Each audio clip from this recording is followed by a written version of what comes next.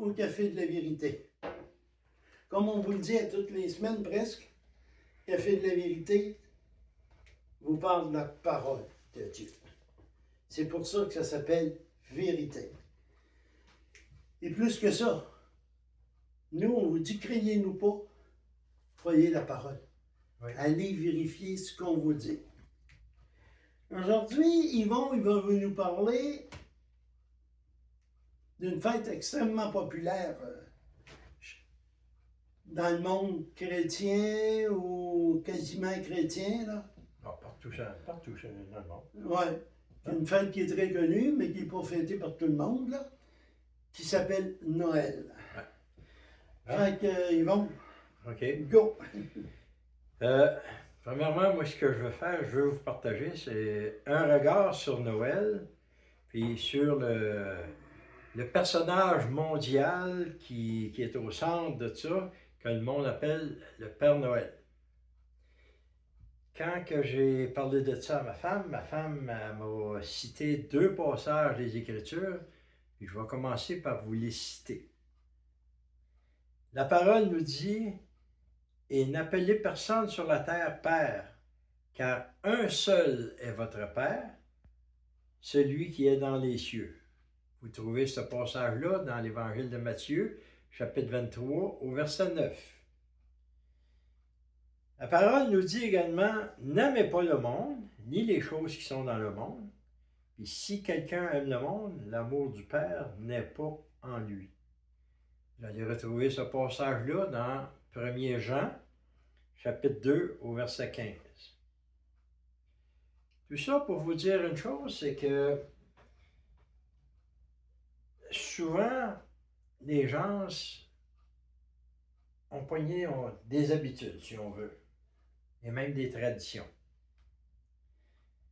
Ce que je vais faire, moi, je ne veux pas vous partager nécessairement dans un ordre précis, partir de la naissance, puis essayer de monter, ou partir d'où est-ce que ça a parti, cette histoire-là du Père Noël. Non, c'est pas là-dessus que je veux vous parler. Même pas sur la date du 25 décembre. C'est absolument pas là-dessus. Je veux vous emmener sur un autre terrain. Je veux pas parler des futilités. On va juste réaliser qu'est-ce que Dieu nous dit. Autrement dit, Dieu, la parole telle qu'elle nous emmène à un principe. Puis quand on regarde tout ce qui concerne la fameuse fête de Noël, des fois, il y a d'autres principes. Il y a des principes qu'on nous a cachés. Fait que c'est un peu là-dessus que je veux vous emmener. Puis, quand je suis arrivé, avant de partir de la maison, il y a un passage qui m'est venu.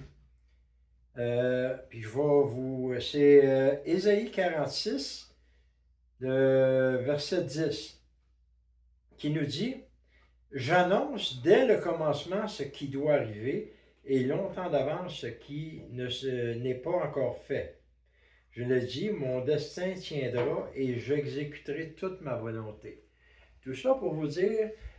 la fête de Noël, le monde sont tellement mêlés avec ça. Ils mettent l'emphase sur le fameux, comme on a vu au début, Père Noël, mais on nous parle de la naissance de Jésus. Mais juste la naissance de Jésus, pour vous donner un exemple, comme quoi que Dieu annonçait, avant même que les choses arrivent, dans Ésaïe 7 au verset 14, il annonçait, le prophète Ésaïe, 600 ans avant Jésus-Christ, la naissance de Jésus-Christ. Puis si on recule encore dans le temps, Moïse, c'est quoi? Environ 1500-2000 ans avant Jésus-Christ? À peu près. Moïse, sur la fin de ses jours, je crois que c'est dans Deutéronome, il dit, Dieu va vous envoyer un prophète comme moi, vous l'écouterez. Puis je crois que c'est Pierre ou Jean qui mentionne ces choses-là. Voyez-vous que ça avait été annoncé d'avance. Donc Dieu, d'avance, il connaît puis il voit ces choses-là. Alors sans plus tarder, on va plonger dans, je ne peux pas appeler ça la magie de Noël, mais en tout cas, vous allez voir en cours de route ce que je veux dire au sujet de Noël. Oui, t'en as pour dire de quoi? Oui, puis aussi, il était annoncé qu'il naîtrait à quelle ville? Et ils ont dit, y a-tu quelque chose de bon qui peut sortir de Nazareth? Oui. Hein? Donc, tout ce qui pointe vers Jésus était dans l'Ancien Testament. Oui. C'était déjà prophétisé depuis bien des années. Oui. Et le monde a pris ça et ils l'ont viré de bord. Mais vous allez voir que au travers de ce que je veux vous partager, vous allez voir des choses que Dieu a en réserve pour ceux qui ont vraiment découvert c'est quoi le sens de Noël. Je vous donne un exemple en partant. La nourriture. La nourriture, là, au bout de la ligne, c'est du pareil au même. Vous avez, ici au Québec, on a du ragoût, des tourtières, de la dinde, la bûche de Noël, etc. Dites-vous bien une chose, d'un pays à l'autre, ça varie. Il y a des places, ils appellent ça du pain russe, puis tout ce que vous voulez. Donc, on voit que la nourriture fait partie intégrante. Oui. La nourriture fait tellement partie intégrante que tu t'en vas, t'arrêtes une place à Noël, à un moment donné, hey, on a fait de la bonne tourtière, on a fait des bons pâtés, j'ai du ragoût, j'ai ici. À un moment donné, quand la période des fêtes est passée, on dirait que le monde a hâte d'inviter du monde pour pouvoir finir de passer leur nourriture. Ils sont comme une écœurantite aiguë. Mais, regardez ce que la parole nous dit dans Ésaïe 25 au verset 6. L'Éternel des armées fera pour tous les peuples sur cette montagne. La montagne dont il est question, c'est la montagne de Sion. Qu'est-ce qui va se passer? On ne sait pas. Mais il va y avoir des bouleversements dans le pays d'Israël. Aujourd'hui, vous allez là, la montagne de Sion, c'est comme une petite colline. Mais avec les gros événements qui s'en viennent, le Seigneur va faire en sorte qu'il va tellement avoir des bouleversements que ça va devenir une grosse montagne. Puis il va établir son royaume là pour le millénium. Donc, pendant le millénium, là, le Seigneur a de quoi de prévu? C'est pas juste la tourtière du ragoût. Il dit non. Il dit, j'ai préparé, on voit ça dans Ésaïe 25 au verset 6, il dit, j'ai préparé un festin, des mets succulents, un festin de vin vieux, des mets succulents pleins de moelle, de vin vieux et clarifié. Voyez-vous que c'est différent de ce que les gens peuvent consommer dans la période de Noël. Noël. Noël, c'est une fête où, peu importe le sentier que tu prends, la publicité te pousse à consumer ou à consommer. Autrement dit, ce que je veux dire par là, quand on parle de sentier, pogne ton char là, puis monte à Québec dans un centre d'achat. Tu vas voir quoi? Toutes les choses qui ont rapport à Noël. Que tu t'en ailles à Montréal, Sherbrooke, Victoriaville, même ici à Trois-Rivières, Shawinigan, peu importe, vous pognez un sentier quelconque, puis vous aboutissez là. Maintenant, qu'est-ce qui est important? Tu l'as signalé au début du message. La parole nous dit, comment le jeune homme rendra-t-il pur son sentier? Oups, c'est un sentier qui est différent là. En se dirigeant selon la parole. On voit ça dans le psaume, j'ai oublié de marquer la référence, mais je sais que c'est dans le psaume 119. Celle-là, j'ai oublié de marquer la référence. À Noël, on voit de plus en plus aux informations. Quand on était jeunes, nous autres, on ne se souciait pas de ça, mais avec les médias et avec tout ce qui vient, on dirait qu'ils veulent nous démontrer, surtout aux informations à 10h le soir, là, ici au Québec, on va vous montrer en temps réel où est-ce qu'il est le Père Noël. Là, il monte une espèce de chariot là, qui se promène dans le ciel, puis à telle heure, il est au-dessus de tel pays, puis à telle heure, il est au-dessus de tel pays, parce que l'heure varie d'une place à l'autre. Donc, on nous montre des informations qui sont faussées dans le fond. Qu'est-ce que la parole nous dit? La parole nous dit dans 1 Corinthiens 15, versets 50 à 58. On ne lira pas tout le contexte, mais on nous parle du temps que le Père Noël, il part. Voyez-vous, il y a des faussetés. Puis là, eux autres, il faut mettre ça dans le temps réel. Mais le temps de Dieu et le temps des hommes est différent. Puis, Seigneur, là, pour ses enfants, il a préparé un temps. Puis vous allez voir que c'est vraiment pas le temps du Père Noël. Ésaïe, 1 Corinthiens 15, versets 50 à 58, le verset 52 nous dit bien que le Seigneur vienne chercher son Église pour qu'on aille célébrer quelque chose de spécial. Il dit ça va se faire en un instant, en un clin d'œil.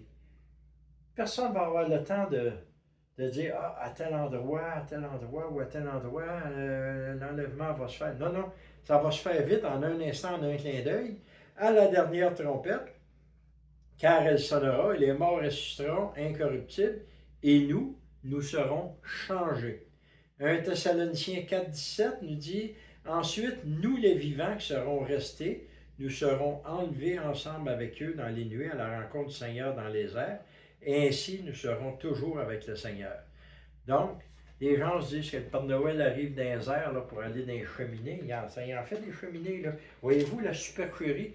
Voir si en une minute, il y a le temps de passer au-dessus d'un pays. Oui. J'ai un problème, c'est pour ça que j'ai pas de cadeau de Noël. T'as pas de cheminée. J'ai pas de cheminée. Bon.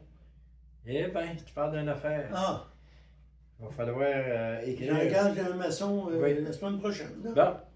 À Noël, des gens de différents pays ont hâte d'entendre la musique avec des airs différents. Partout où vous allez, même à la radio, surtout la dernière semaine, c'est juste des chansons de Noël. À un moment donné, les gens sont tannés d'entendre tel ou tel instrument. Puis quand il y a des réunions dans le temps des fêtes, ben, hey, moi j'aimerais ça qu'on chante telle chanson de Noël. Puis à un moment donné, le monde, on dirait qu'il pointe comme une écœurantite aiguë. Puis ils sont comme tannés d'entendre. Mais le Seigneur, lui, il a préparé quelque chose. Ça nous dit encore dans 1 Thessaloniciens 4 au verset 16, car le Seigneur lui-même, c'est Dieu lui-même, c'est pas de quoi qui est préparé par les hommes, a un signal donné. Donc c'est Dieu qui va donner le signal à la voix d'un archange. On n'a jamais entendu ces voix-là. Mais, dites-vous bien une chose, c'est qu'un jour, on va entendre un archange qui va parler. Puis qu'est-ce qu'il va faire? Au son de la trompette de Dieu, il descendra du ciel. Les morts en Christ ressusciteront en premier lieu. Oh, il va y avoir une harmonie. Dieu, là, mais qui appelle son peuple à aller à lui, là, ça va être une harmonie. Ça ne sera pas des cantiques différents comme il y a à Noël. Ça va être une seule et même musique pour tous. Le Père Noël, là, il habite une soi-disant maison à quel endroit? Au pôle Nord, avec un atelier, et puis des lutins, puis c'est eux autres qui préparent les jouets, les cadeaux, puis tout ce que tu veux. En bon québécois, il reste au pôle Nord, mais ce qui est curieux, c'est qu'il est au pôle Nord, mais quand on regarde, comme on vient de parler dans ses livraisons, il commence par le pôle Sud. Alors, c'était bien fallu qu'il fasse le tour de la Terre pour se rendre au pôle Sud pour commencer ses livraisons. Voyez-vous qu'il y a des choses qui ne se tiennent absolument pas avec toute l'emphase qu'on met là-dessus. La parole nous dit une chose, par exemple. On a vu l'habitation du Père Noël, une petite cabane, un gros atelier.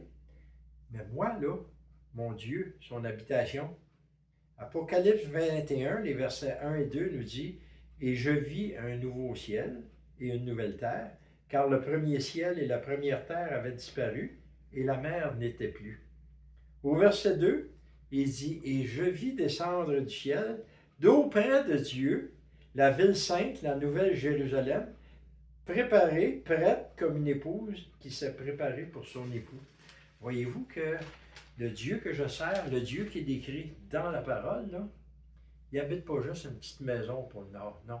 Sa maison, c'est la ville sainte, la Jérusalem céleste. Puis si on rentrerait dans les dimensions qui sont mentionnées dans la parole, c'est gigantesque. Fait que le Père Noël, il n'y arrive même pas à achever. Juste le temple, le nouveau temple de la Nouvelle Jérusalem, c'est comme si vous partez d'ici, vous vous rendez en Floride de longueur, même chose de largeur et même chose de hauteur.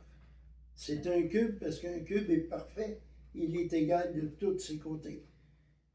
Fait que voyez-vous que l'habitation de Dieu, comparée à celle que le monde a donnée comme description au sujet du Père Noël, c'est complètement à l'opposé. Moi, j'aime mieux marcher avec ce que la parole dit plutôt que ce que le monde emmène. À Noël, on voit le Père Noël qui est assis sur son chariot. Ça, c'est son trône, ni plus ni moins.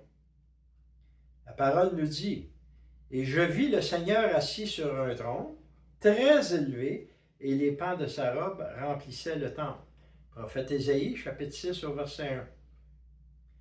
Mais, vous allez voir qu'il y a une autre description de ça. « Aussitôt je fus ravi en esprit, et voici qu'il y avait un trône dans le ciel, et sur ce trône, quelqu'un était assis.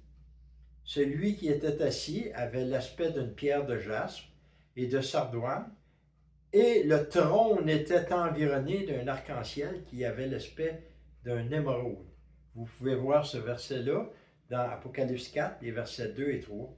Voyez-vous que c'est différent du chariot du Père Noël? Le trône de Dieu puis le trône du Père Noël? Il y a une méchante différence. Je conclus avec une chose. À Noël, qu'est-ce que les gens se font? Généralement, là, ils enveloppent des cadeaux. Ils enveloppent des cadeaux, là, puis ils s'envoient ça, ils donnent ça à leurs enfants, à leurs petits-enfants, ou quoi que ce soit. La parole nous dit une chose. Mais l'ange de Dieu dit, soyez sans crainte. Ça, il s'adressait aux bergers qui étaient dans les champs. N'ayez pas peur. Il y a eu une apparition. Ils ont vu un ange. Il dit, n'ayez pas peur. Car je vous annonce une bonne nouvelle, d'une grande joie qui sera pour tout le peuple.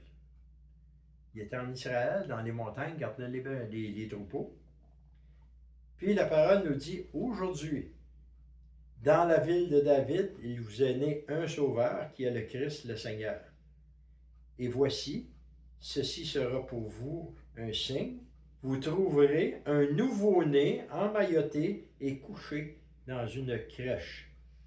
Ça, vous avez ces passages-là dans, si vous regardez Matthieu et Luc, ces deux auteurs-là nous parlent de la nativité, de la naissance de Jésus-Christ, et ils vous donnent des détails sur ces choses-là. Ça nous dit que les bergers, ils vont trouver un enfant qui est emmailloté. J'ai été voir la définition du mot emmailloté. Emmailloté qui veut dire enveloppé dans des langes, enveloppé complètement. Fait que quand tu fais un cadeau, là, tu l'enveloppes complètement. Si vous regardez une chose, Alain, la plupart des crèches qu'on voit qui nous montrent la nativité, on voit l'espèce de petite crèche, là, puis comment est-ce qu'il nous représente le Jésus, différent de ce que la parole nous dit. Il nous présente un petit Jésus en couche. Il ne nous le présente pas enveloppé, emmailloté. Voyez-vous qu'il joue sur les sentiments. Ah, c'est beau voir un petit bébé en couche. Oui, c'est vrai. On a eu des enfants, puis nous autres aussi, on a eu des couches. Mais la parole nous dit que Jésus était enveloppé, emmailloté. Mais la bonté de Dieu là-dedans, là, comment est-ce que le Seigneur Jésus est venu sur la terre? Emmailloté, enveloppé, OK? Comment est-ce que Jésus, posez-vous juste la question, de la même façon que Dieu a envoyé l'enfant Jésus, comment est-ce que Jésus a été mis lorsqu'il est décédé? Jésus a terminé de la même manière qu'il a commencé, après sa mort, pour nos péchés. Dans Matthieu 27, les versets 59 et 60, on lit ça. Joseph d'Arimathée, il a pris le corps de Jésus, il l'enveloppa d'un linceul. Littéralement, là, il l'a emmailloté dans un linceul. Puis, il est allé le déposer dans un tombeau neuf qu'il s'était fait tailler dans le roc. Noël, là, c'est ça. Le vrai cadeau, là, dans le fond, là, c'est pas le Père Noël, c'est pas les cadeaux que vous allez avoir sous l'arbre, là. C'est le vrai sens de Noël, c'est ça.